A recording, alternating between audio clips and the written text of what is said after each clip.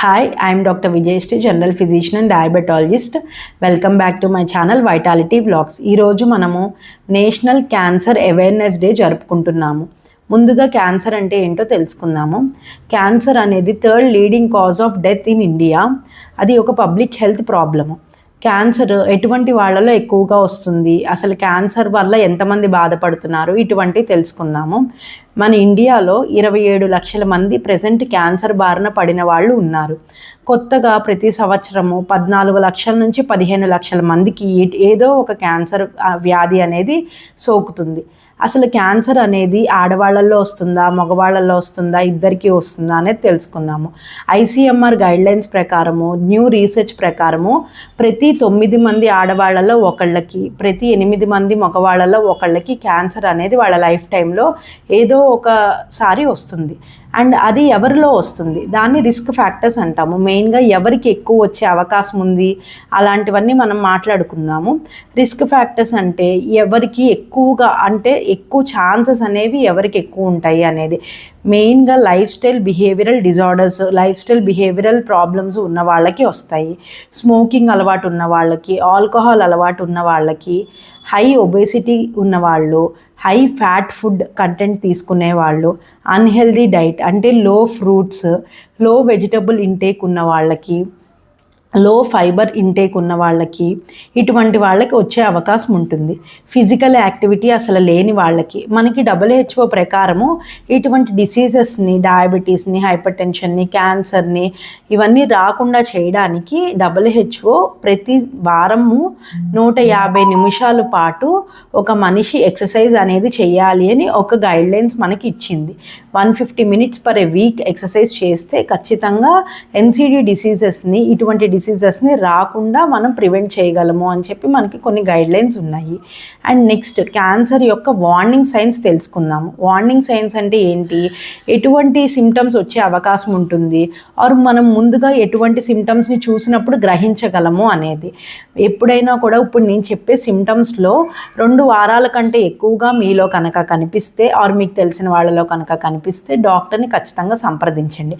First thing, అసలు ఆగకుండా continuation cough, ఎన్ని మందులు వాడుతున్నా, ఎన్ని మెడికేషన్స్ వాడుతున్నా కూడా కాఫ్ అనేది కంటిన్యూగా 2 వారాల కన్నా ఎక్కువ ఉన్నా, మోల్ ఆర్ వాట్ అంటే పింపుల్ కానీ, లేకపోతే కనుక ఒక రకమైన పుట్టుమచ్చలాగా వచ్చి అది పెద్దది అవుతున్నా కూడా కంటిన్యూషన్గా, అంటే ఆల్ ఆఫ్ సడన్ రావాలి ఈ చేంజెస్ అనేవి, ఆల్ ఆఫ్ సడన్గా పెరుగుతున్నా, ఇటువంటివి ఉన్నా కూడా మనం సంప్రదించాలి. నెక్స్ట్ థింగ్ ఏంటి అంటే కనుక లంప్ అంటే ఏదైనా గెడ్డల్లాగా, మన ఆడవాళ్ళకి బ్రెస్ట్లో కానీ, రొమ్ములో కానీ గెడ్డలున్నా, అయితే బాడీలో ఎక్కడైనా కూడా లంప్ అనేది వచ్చి అది సైజ్ ఇంక్రీజ్ అవుతున్నా, కదులుతున్నా, కొత్తగా వచ్చినా, అప్పుడు మనం ఖచ్చితంగా డాక్టర్ని సంప్రదించాలి. ఇటువంటివి ఏమైనా ఉంటే మనం ఎప్పుడూ కూడా అశ్రద్ధ చేయకూడదు. And changes in bowl and bladder habits అంటే యూరిన్ మోషన్కి వెళ్ళే వాటిలో ఎప్పుడు కొందరికి ఫ్రీగా అయ్యే యూరిన్ కానీ, ఫ్రీగా అయ్యే మోషన్ కానీ, ఉన్నట్టుండి గట్టిగా అవ్వడము, అసలు అవ్వకపోవడము, బాగా ఇబ్బంది పెడుతున్నట్టు అనీజినెస్ అనేది కనిపిస్తున్నా కూడా అప్పుడు ఖచ్చితంగా డాక్టర్ని సంప్రదించాలి. ఏదైనా కూడా నేను చెప్పే సిమ్టమ్స్ 2 వారాల కంటే ఎక్కువ ఉండాలి ఖచ్చితంగా.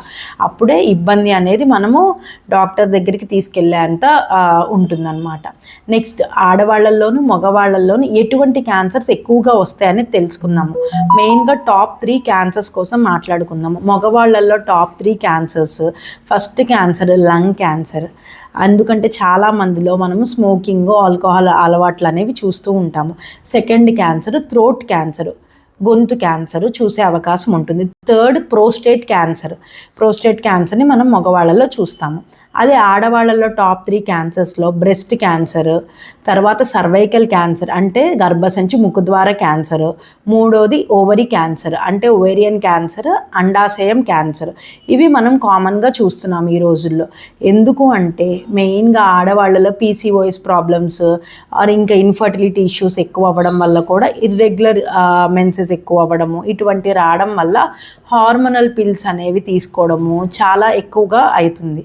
అండ్ చాలామంది డాక్టర్ని సంప్రదించకుండా కూడా ఏదైనా ప్రాబ్లం ఉంటే మెడికల్ షాప్స్కి వెళ్ళిపోయి హార్మోనల్ షీట్స్ తెచ్చేసుకొని వాడడం అనేది కూడా ఎక్కువ అవుతుంది. ఎప్పుడు అలా చేయకూడదు. Irregular usage or irrational usage అంటాము. ఎలా పడితే అలా వాడడం వల్ల కూడా హార్మోనల్ ట్యాబ్లెట్స్ బాడీలో చాలా ఇబ్బందులు అనేవి క్రియేట్ చేస్తుంది అనమాట. అండ్ నెక్స్ట్ థింగ్, ఇవన్నీ తెలుసుకున్నాము, కానీ మరి వీటిని ఎలా ప్రివెంట్ చేయాలి క్యాన్సర్స్ రాకుండా అంటే మనం ఎప్పుడైనా కూడా కార్సినోజెన్స్, రేడియేషన్స్ ఆర్ అదర్వైజ్ కొందరు కొన్ని ఇండస్ట్రీస్లో పనిచేస్తూ ఉంటారు, ఆక్యుపేషనల్ ఎక్స్పోజర్స్ అంటాము. ఇలాంటి వాళ్ళందరూ కూడా పీపీఈ కిట్స్ కానీ, హెయిర్ మాస్క్స్, లేదంటే gloves, face masks, sanitizers use చేయడము, ఇటువంటివన్నీ ఖచ్చితంగా చేయాలి. అండ్ నెక్స్ట్ థింగ్, రేడియేషన్స్లో పనిచేసే వాళ్ళు లెడ్ జాకెట్స్ వేసుకోవడము, హెవీ రేడియేషన్స్లో వర్క్ చేయకుండా వాళ్ళు ఎప్పటికప్పుడు డ్యూటీస్ మార్చుకుంటూ ఇటువంటివి చేస్తూ ఉండాలి. దానివల్ల రేడియేషన్ వల్ల వచ్చే క్యాన్సర్స్ని మనం నివారించగలము. తర్వాత ఇప్పుడు నేను ముందుగా చెప్పుకున్న రిస్క్ ఫ్యాక్టర్స్ ఉన్న వాళ్ళకి మెయిన్గా ప్రివెన్షన్ ఆస్పెక్ట్ అనేది చాలా ఇంపార్టెంట్. రిస్క్ ఫ్యాక్టర్స్ ఉన్నవాళ్ళు, ఒకవేళ రిస్క్ ఫ్యాక్టర్స్ లేకపోయినా కూడా 40 పైపడ్డ ప్రతి ఒక్కళ్ళు కూడా ఆడవాళ్ళు మెయిన్గా బ్రెస్ట్ క్యాన్సర్కి, సర్వికల్ క్యాన్సర్కి మనం ప్రివెన్షన్స్ అనేవి ఉన్నాయి. బ్రెస్ట్ క్యాన్సర్లో మ్యామోగ్రామ్ అనేది చేస్తాము ఆడవాళ్ళకి ముందుగానే బ్రెస్ట్ క్యాన్సర్ ఉందా లేదా అని తెలుసుకోవడానికి. అండ్ మెయిన్గా సర్వికల్ క్యాన్సర్ వచ్చేటప్పటికి ప్యాప్స్మియర్ అనే టెస్టింగ్ చేస్తాము. అండ్ ఓరల్ క్యాన్సర్కి ఏం చేస్తాము అంటే ఓరల్ ఇన్స్పెక్షన్స్, ఎప్పుడైనా కూడా మనకి ఓరల్ చెకప్ అనేది ఎవ్రీ 1 ఇయర్కో 6 మంత్స్కో అనేది చేయించుకుంటూ ఉండాలి. నెక్స్ట్ కోలాన్ క్యాన్సర్కి ఎప్పుడు కూడా మెయిన్గా హై రిస్క్స్ ఉన్న పీపుల్, హై ఒబేసిటీ ఉన్న వాళ్ళలో, లేకపోతే బ్లాడర్ అండ్ బౌల్ చేంజెస్ ఎక్కువ ఉన్న వాళ్ళలో కోలనోస్కోపీ సజెస్ట్ చేస్తూ ఉంటారు డాక్టర్స్. అండ్ నెక్స్ట్ థింగ్, మనం ప్రోస్టేట్ క్యాన్సర్, మగవాళ్ళలో ప్రోస్టేట్ క్యాన్సర్ తెలుసుకోవడానికి పిఎస్ఏ యాంటీజెన్ అని ఒక బ్లడ్ టెస్ట్ ఉంటుంది.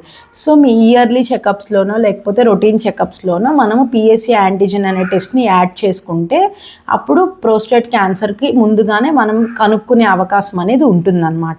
సో ఈ ప్రివెన్షన్స్ అన్నీ పాటించడం వల్ల మనము క్యాన్సర్ బారి నుండి బయటపడతాం. అండ్ నెక్స్ట్ ఇంపార్టెంట్ థింగ్ ఏంటి అంటే మనకి 2 వ్యాక్సిన్స్, ఇమ్యునైజేషన్ 2 వ్యాక్సిన్స్ ఉన్నాయి. అది కూడా క్యాన్సర్ని ప్రివెంట్ చేసే వ్యాక్సిన్స్. క్యాన్సర్ అనేది అనేక కారణాల వల్ల వస్తుంది. లైక్ ఇప్పుడు ముందు చెప్పుకున్న రిస్క్ ఫ్యాక్టర్స్ వల్ల కానీ, లేకపోతే జెనెటిక్ ఫ్యాక్టర్స్ ఉన్నాయి, ఇంకా కొన్ని వైరస్ల వల్ల కూడా వస్తాయి. ఆ వైరస్లు ఏంటి అంటే HPV virus, human papilloma virus వల్ల సర్వికల్ క్యాన్సర్ కాజ్ అవుతుంది ఆడవాళ్ళలో. అండ్ మనకి లివర్ క్యాన్సర్ ఎటువంటి వైరస్ వల్ల కాజ్ అవుతుంది అంటే hepatitis B and hepatitis C viruses వల్ల కాజ్ అవుతుంది. నెక్స్ట్ హెచ్ పైలోరీ అనే బ్యాక్టీరియా వల్ల స్టమక్ క్యాన్సర్ కాజ్ అయ్యే అవకాశం ఉంది. ఈ క్యాన్సర్స్ని మనం ముందుగానే అరికట్టచ్చు. ఎలా అంటే ఈ క్యాన్సర్స్లో సర్వికల్ క్యాన్సర్కి HPV vaccine, hepatitis B vaccine వేసుకోవడం వల్ల లివర్ క్యాన్సర్ని మనము అరికట్టగలము. Thank you. Please like, share, subscribe to my channel Vitality Vlogs.